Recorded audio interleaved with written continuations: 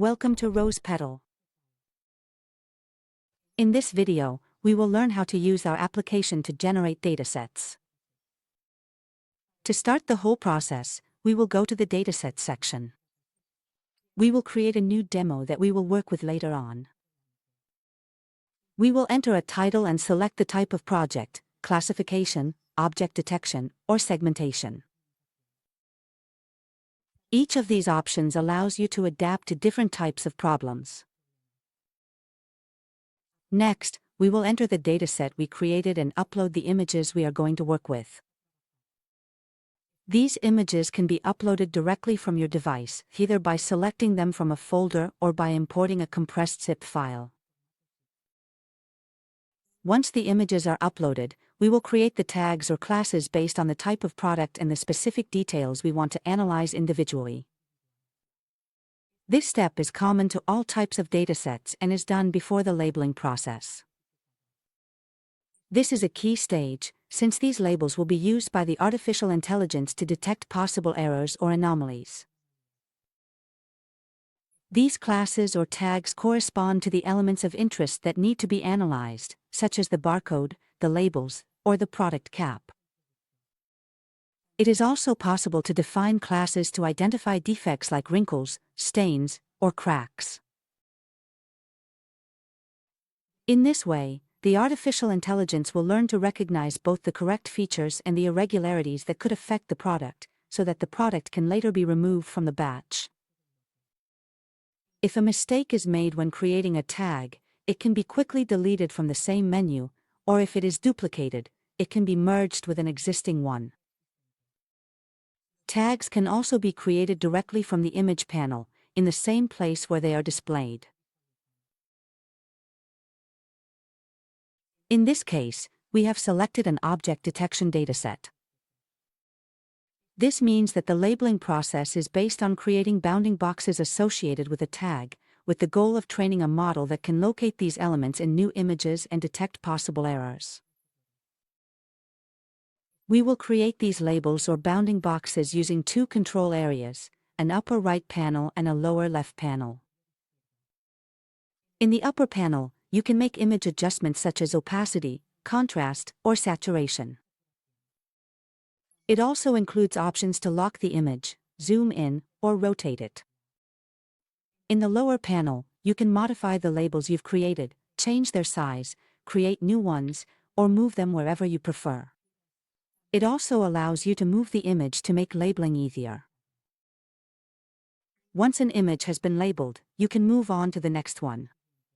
Progress is saved automatically. This process must be repeated for all available images.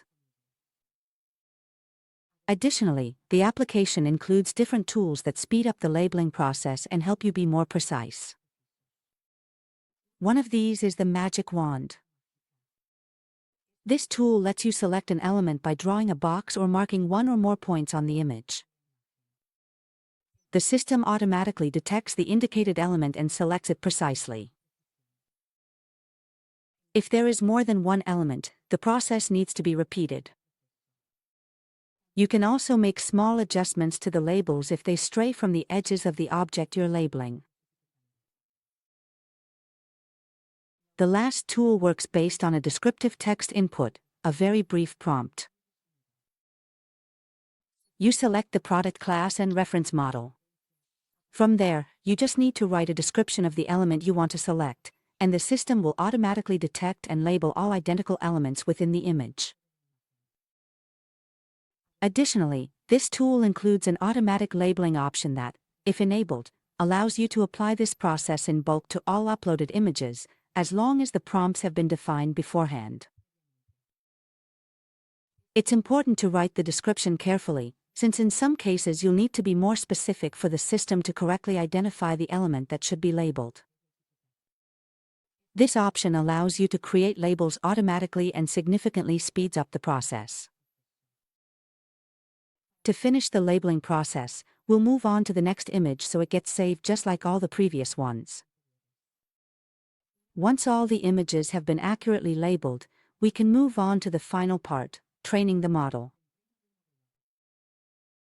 To start the training, we need to go to the Models section and click on Train a new model. Once there, we'll change the model's name and start configuring the training according to our needs. In the first section, we'll be able to exclude or edit certain tags. You can rename them, or, if you want to exclude them, you just need to move them to the column on the left. In the next section, we can adjust the percentage of images we want to use in each part of the process: training, testing, and validation. Finally, we'll go to the Advanced Settings section, where we'll find a default configuration. This can be freely modified to fit the specific requirements of the training. Once all the settings are finalized, we'll proceed to train our model. To do this, we'll click the Train button, and a graph will appear showing the artificial intelligence's learning process in real time. Once the training is complete, in the Model section, several graphs and tables will be displayed containing all the information related to the training that was performed. That's it for this video. We hope it was helpful and that from now on you'll be able to create your own models easily and efficiently. Thank you for watching, and see you next time.